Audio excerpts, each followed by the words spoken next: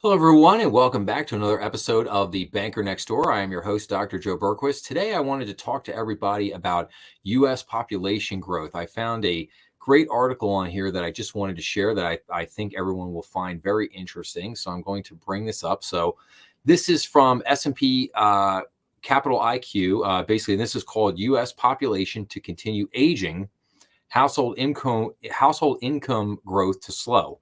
So let's read a couple things here, and then I wanted to show everyone some really interesting charts here at the bottom here. So the U.S. population is expected to reach nearly 336 million in 2024 and grow 2.4% to 344 million by 2029, according to data from Claritas PopFacts 2024.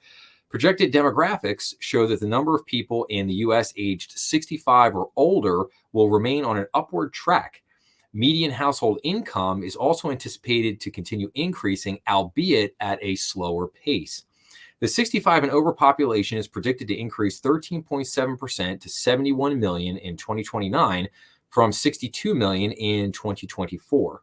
By contrast, the number of people aged 17 or younger is expected to decline 2.5% to 69 million in 2029 from 70 million in 2024. Forecasts show this demographic will account for 20% of the population in 2029 compared to 21% in 2024.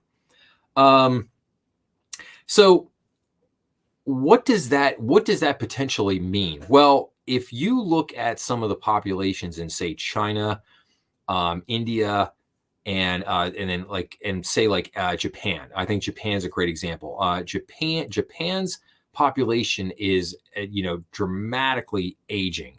A big chunk of their population is over 65 years old. You also have a similar kind of effect happening in China, albeit China is way larger than Japan in terms of population size, but you're seeing a similar trend there with the aging of the population.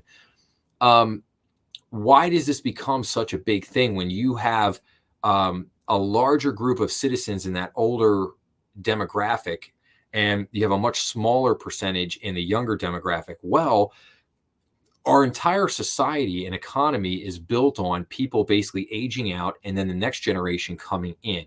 And the next generation coming in is supposed to pick up where the last generation left off. In other words, paying into Social Security, paying into Medicare, Medicaid. So in other words, you're paying basically for that generation that just went out. And the idea is that in 30, 40 years, when you're done, the next generation come in is going to pay for you. And this is kind of how this cycle rolls. But if the generation coming in behind you is much smaller and there's not as many people and they don't have as much money to contribute and their income is not growing by as much as your generations did, well, that could lead to some big problems down the road in terms of entitlement cuts, in terms of the government not being able to give you as much money or provide the maybe the same quality or the same type of services that they had. So this is a very interesting thing to look at. I would also note that if you look at some statistics right now on population growth in the U.S., like in terms of birth rate, I mean, the birth rates in the U.S. has crashed, and that's a major problem. And I think that in and of itself needs to become a much larger conversation as to what's going on. But let's continue on here. So Maine is expected to be the oldest state, with the average age of the population anticipated to be 44.6 years in 2024 and 45.5 years in 2029. Utah will be the youngest state, with the average age of the population forecast to be 35 years in 2024 and 36 in 2029. Regarding median household income, projections for 2024 to 2029 period indicate a slowdown in growth relative to previous years. Median household income is expected to rise 10.1% to $83,500 in 2029 from $75,800 in 2024, compared to the 13.4% increase forecast for the 2023 to 2028 period. So about 20 states are expected to post double-digit percentage increases, with Idaho leading the group. It's kind of interesting. The District of Columbia will have the highest median household income of $106,000 in 2020, an increase of 7.3%. That's not, that in and of itself is not shocking. I want to say the three counties surrounding Washington, D.C. are probably the three wealthiest counties in the United States. Those politicians in D.C. love to pay themselves a lot of money. For the fastest growing states in terms of population during the 2024 to 2029 period, Idaho is expected to top the list with a growth rate of 6.5%, followed by Utah and Florida, where growth rates are anticipated to exceed 5%. Rounding out the top five are Texas and South Carolina, which are forecast to see their populations rise 4.7%. Okay.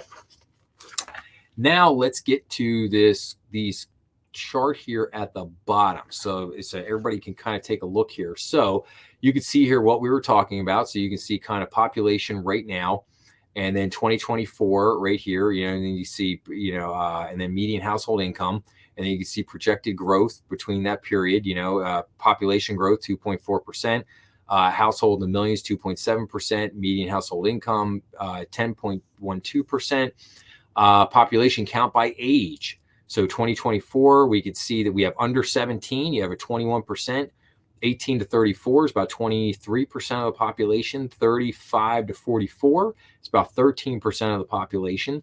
And then the 45 to 64%, 45 to 64 is basically, about 24.5%. And then 65 plus is about 19% of the population. And then you can see 2029 projection, the under 17 expected to go down a little bit. And then the 18 to 34 is projected to stay roughly about the same thing with 35 to 44, 45 to 64 are going to see a decent size decrease. But then the 65 plus is going to increase. So, and then we can see here household income by millions, going up here, 24 to, 2024 to 2029. And then down here, we have top five counties by highest projected growth in population. And you can see, basically all five of them are in Texas. Top five counties by highest projected growth in median household income. Interestingly, New Mexico is number one. Then you have Texas. It's like Montana, Washington, North Carolina. Top five counties by highest projected increase in proportion of population, 18 to 34. Kentucky, Georgia, Tennessee, Florida. Top five counties by highest projected increase in proportion of population in 45 to 65 age bracket. Denver, Arlington, Virginia, Washington, D.C., San Francisco, and Utah. So I think these are very interesting numbers. And you can see top five counties by highest projected growth in population, all in Texas.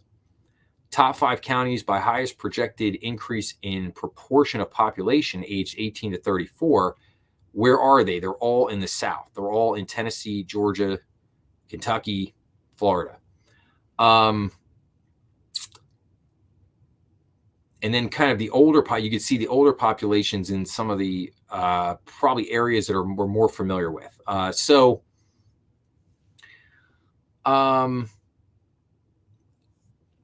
are some of the takeaways on this? I think that, it's very interesting when you look at trends of what's going on here. So obviously, we have a immigration issue at the border right now, major immigration issue at the border right now, where you've got millions of people that have flooded in, and they're flooding in primarily, I think, through Texas. I mean, obviously, you've got some people in like Arizona, New Mexico, some people getting into Florida different ways. But I mean, it seems like the big push is coming up through Texas. So is it any wonder that the top five counties by population projection growth are in Texas? Then you've got the top five counties amongst the, that 18 to 34 bracket that are all in the South. Well, if you look since the pandemic, if you look at the last couple of years, the population trends is, people are leaving these northern cities, or leaving these northern states. People are leaving New York and Connecticut and New Jersey and PA. and they're leaving, Illinois, Chicago area. They're going to the South. They're moving down to the South because they're looking for places with, just more affordability, more jobs, more opportunities, et cetera, et cetera. So, and you've seen that population growth really go to that southeastern to south central part of, the United States, Oklahoma, Texas, and then going over through, Tennessee, Kentucky, all the way over to the Carolinas, Georgia, Florida, Missouri, Mississippi, Illinois, not Illinois, Louisiana. I'm sorry. So again, I think, this is really interesting stuff to look at, but it's also very important and critical things to look at here, because our population growth and how we're growing and how that population is trending age-wise, that's gonna play out in a major way in the decades to come, and what ultimately happens with our country. Like how, do we end up with an aging population that costs more to take care of, and we've got younger people coming in that can't afford to contribute much to, society as the previous generations did, and their income is not growing in the same way, and maybe some of them might see a decrease in income.